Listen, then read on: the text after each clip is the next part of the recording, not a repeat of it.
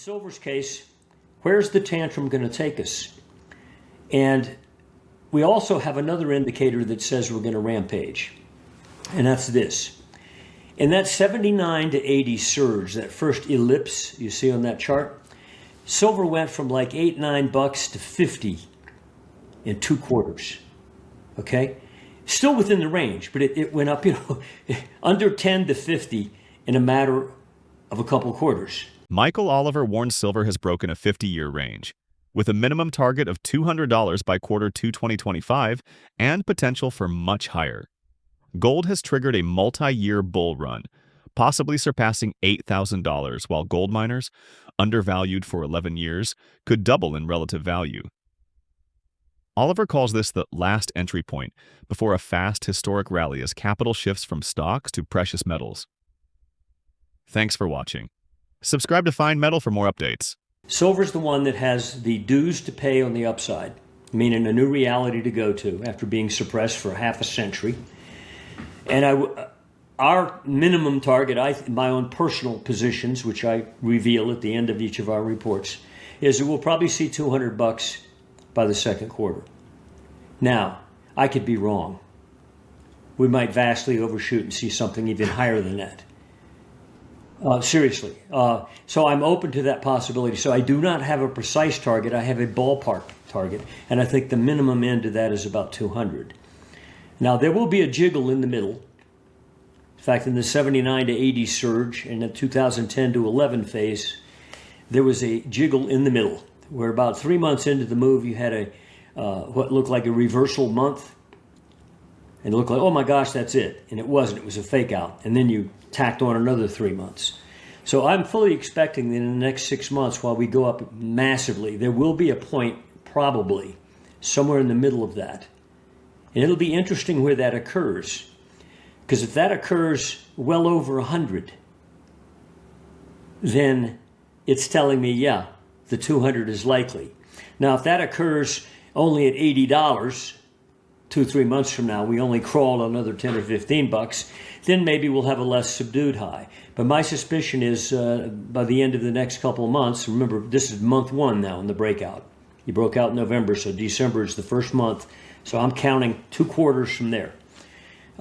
Anyway, I think that likely we'll see at least 200. Silver probably be, $500 just to match those highs in terms of decay in the money unit.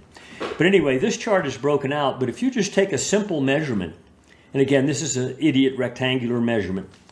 The lows were like $4 or $5, range, that 50-year range, and the highs were 50. So let's call it $45. So we're talking about, we're going to go up to, on an arithmetic scale, you go up to 100, but on a ratio scale, that's a 10-fold dimension rectangle. You broke out at 50, that says you go to 500 to match the depth, the thickness of that range that you just broke out of. We think silver's going to do something extremely dramatic, and it's going to do it in the next handful of months. Why?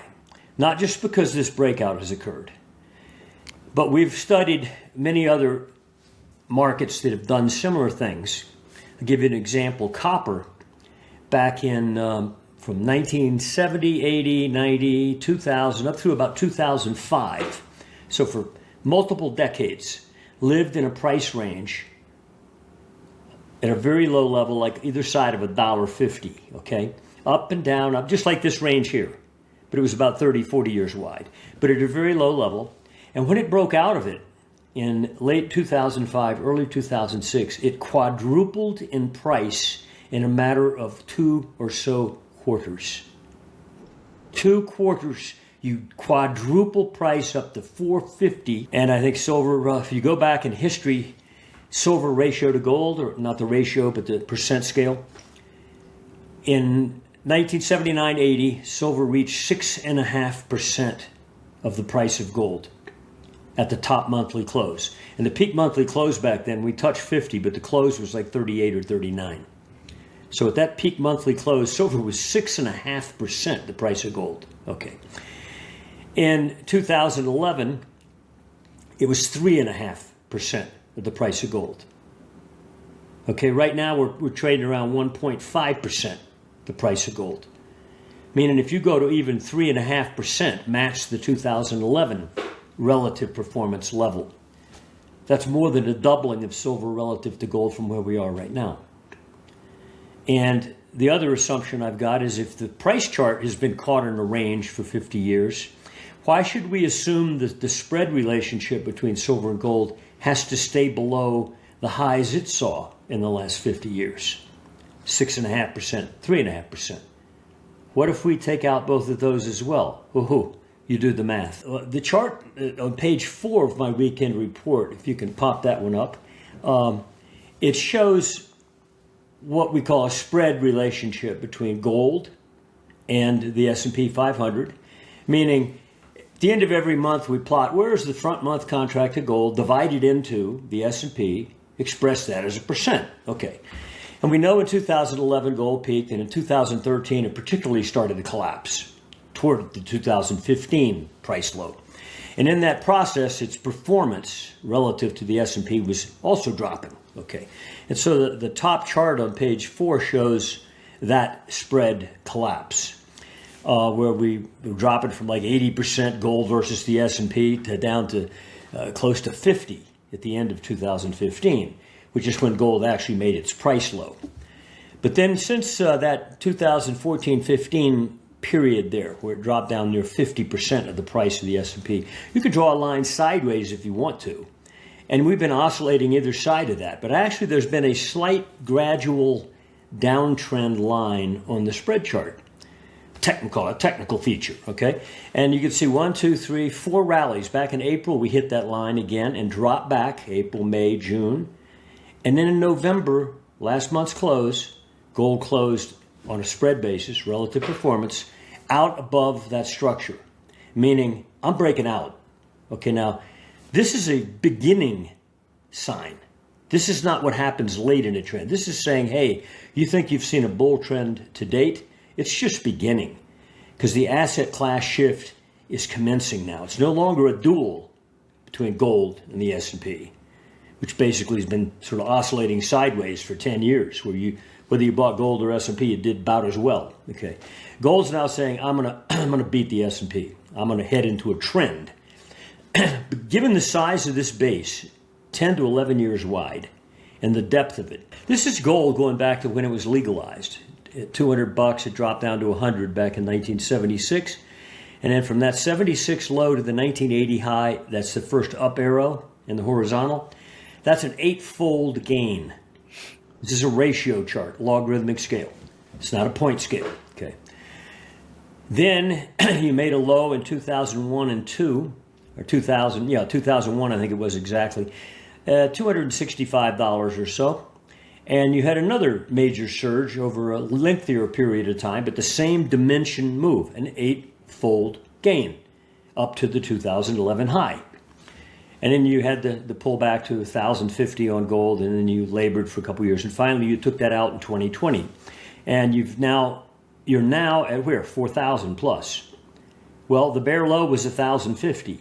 We're only 4-fold gain in this bull trend. So the people who say, "Hey, gold's overdone," well, it isn't even it's only halfway the dimensionality percent gain that we saw in 1980. And then we saw a 2011 peak. So if we merely match those two prior bull markets, gold would be like 8,500 or something. Now, we're not projecting that as a target. We're just simply making a point that people who think gold is overvalued don't realize that on a percent gain basis, no, it's not. Now, silver relationship to gold is also been subdued, like this chart here, especially since 2020. Remember, both metals had a big surge in 2020, from early that year through later that year. Silver like doubled in price from 15 to 30, and gold went up 40%. So silver beat gold on a percent basis. But since 2020, silver's performance to gold has languished. It's pulled back. So have the miners versus gold. Now, that doesn't mean they were going down. It just meant they weren't going up as much as gold was, okay? But that started to change. And early this year, silver started to really ramp on the upside. It's a signal we put out to our subscribers based on other technicals. And the performance upticked. And on the November close of the spread versus silver versus gold, you also had a breakout of a multi-year base. So not only did gold say, hey, I'm on top of the game versus the stock market, silver said, now I'm going to outpace you, mama metal. Silver is coming up from depths. And its depths are pretty deep, meaning you got down as low as 1%. Divide an ounce of silver to an ounce of gold. And if you go back 50 years, that's low. It's been there before, but that's it. That's the low, okay? And we've now since surged, and it's broken out as of November. Now, back in November, where did silver actually close in price? $56. Okay, 2 weeks and a day into the new month, we're $64. Wow. The shift to the new reality was so fast, took your breath away. Then we also found a chart of lead, exciting metal, right? Lead, okay.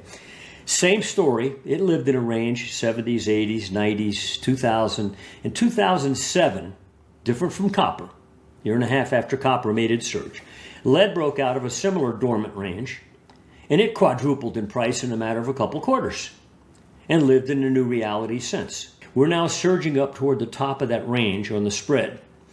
If the miners can break out over the top of that green rectangle, meaning divide XAU into gold and find that on a given monthly close, XAU is more than 8.5% of the price of gold, expect it to surge massively. Now, even if you just go up to resistance, and you can see where resistance is, it's the old lows, up at that 17.5% level. Well, heck, that's a doubling. You know, you get a breakout above 8.5, that's doubling to get to 17. So that means the miners could double in relative value to gold just getting up to that red line. So what this spread chart is telling us is that not only is gold shifting versus the stock market, and silver and the miners are breaking out versus the stock market, but relative to gold itself, the miners are, we know they're cheap. Everybody talks about how cheap they are relative to their intrinsic value. They're waking up. And if they go through the top of that range, expect a gusher on the upside in terms of net price for the miners and two, relative gain versus gold, likely to be at least double. Now, I'm not going to predict how long that takes, but I would guess a year or so. So if you're in the mining, if you're in the gold monetary metal sector, emphasis should be on silver and miners, not mama gold. Mama gold's going to keep going up, but the little guys are going to pass it now. There's signals that are being rendered here that are saying, no, the big game's really just beginning. So if you get in now, you're not getting in too late. Yeah, it'd been better to get long silver at $20 or 30 or whatever, but this is an entry point. So this is another argument that miners are a place to be, and don't be haunted by that event in 2008. The conditions now are opposite the conditions, the technical conditions in 2008 relative to the miners. I think, yes, it is. It's you're chasing when you look at a chart going back a couple of years. GDX, for example, the popular gold, and it's got some silver miners in it. ETF took out the 2011 high just recently, and it's living on top of it. It's quite firm. But it just broke out over those highs. Well, this spread, the same is true with GDX, by the way. We could plot GDX versus S&P and get the same picture you see here. So it's a fresh asset class signal shift saying buy miners, sell S&P. Or if you prefer one or the other, just go to the miners. Leave the S&P alone.